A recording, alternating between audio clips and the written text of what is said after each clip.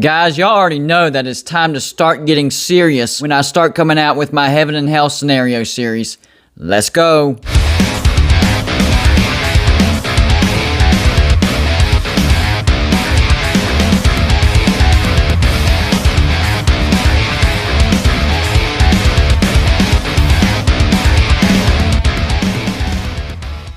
What's going on, everybody? It's me again, Golden Blue Dude, and if you haven't already, go ahead and hit that like and subscribe button. I do college football videos every single day. During the summer, I do a series called the Heaven and the Hell Scenarios for each team, or as many teams as I can get in. Well, it's getting close to summer, so I thought I'd get an early jump on it. And the team that I decided to do first was North Carolina. They're in a very good situation, but still a little tricky, so I'm going to dive right into it. The thing about North Carolina is they do lose some production on offense. They lose some good running backs in Javonte Williams and Michael Carter. They also lost a couple of good wide receivers, Diami Brown and Daz Newsome, but they have plenty, and I mean plenty of talent coming back. And they got a transfer from Tennessee to help with the running back situation. But first and foremost, quarterback Sam Howell, he will be back, and I expect him to be a Heisman Trophy contender. Last year, he was 237 for 348. That's 68.1%. That's not bad. Threw for 3,506 yards, 30 touchdowns to just 7 interceptions. That's some pretty good stats. So the transfer from Tennessee, Ty Chandler, I mentioned him a minute ago. Last year, 100 carries for 456 yards, 4 touchdowns, and averaged 4.6 yards a carry. And that was behind a terrible Tennessee offensive line. The good news for Ty Chandler is all 5 of North Carolina's starting offensive linemen will be back. That's going to be a great point of emphasis for this offense in 2021. And I think they're going to have a pretty good run game. Maybe not quite as good as what they had with Michael Carter and Javonte Williams, but it's going to be pretty good. To go along with Ty Chandler, they have Kamaro Edwards. He's a 4-star recruit. I think he's going to make some plays. And also running back British Brooks. Last year, 24 carries, 99 yards, 4.1 yards a carry. But you're not going to get much playing time behind Michael Carter and Javonte Williams. Same thing with Josh Henderson. 18 carries for 61 yards, just 3.4 yards a carry. So he does need to improve. I'm still excited for North Carolina's passing game. They return a lot of playmakers. Wide receivers Josh Downs, 7 receptions for 119 yards and 3 touchdowns. Emery Simmons, 15 receptions for 201 yards, 1 touchdown. And Caffrey Brown, the younger brother of Diami Brown, 15 receptions for 337 yards and 2 touchdowns. But the big news is Bo Corrales is back from his injuries. In 2019, he had 40 receptions for 575 yards and 6 touchdowns. I expect him to lead this group, and I expect this group to have a lot of production. So let's look at their defense, because a lot of times a team will have a pretty good offense, but you're like, their defense will be a liability. I don't think that's the scenario with North Carolina this year. They actually returned 10 starters from last year's defense. They will miss linebacker Chaz Surratt, not gonna lie. But the rest of that front 7, they're gonna be back. And a big decision by Tamon Fox. He decided to come back for his 6th year. So North Carolina's gonna have a good pass rush and run defense. That defensive line is going to be legit. So yeah, on both sides of the ball, the entire offensive line and the entire defensive line will be back.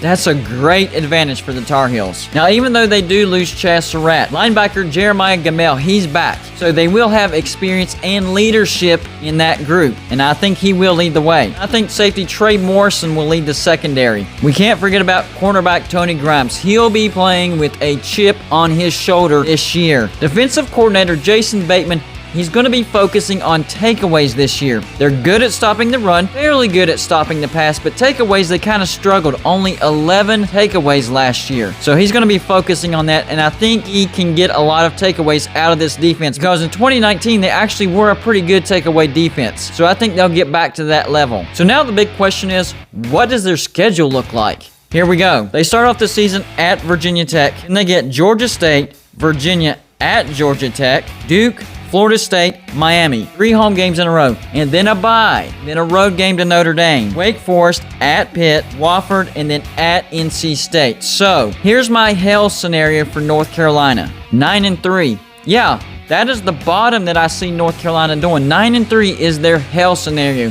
That's if things don't quite go the way they want them to go. They don't get as many takeaways as they want out of that defense. 9-3 is worst case scenario for me for North Carolina in 2021. Heaven scenario. This team is capable of going undefeated, especially with this schedule. There's 3 games that's going to determine their season. The first one is that home game against Miami. We saw last year they have Miami's number. Miami's going to have to come up with new play calls because the defensive coordinator for North Carolina knows Miami so well, it looked like he was predicting their plays. So they're going to have to switch some things up. So I'm confident that North Carolina will win that game. Then they get a bye, then a road trip to Notre Dame. I don't think Notre Dame's going to be as good as they were last year. And I think North Carolina will be playing with a chip on their shoulder against Notre Dame because of last year. Notre Dame beat North Carolina in Chapel Hill. And it sets up nicely for North Carolina. Home game against Miami, bye week, then at Notre Dame. So I don't think there's even a trap scenario in this situation. The last game that will determine their season is, well, the last game at NC State. I think NC State will get better.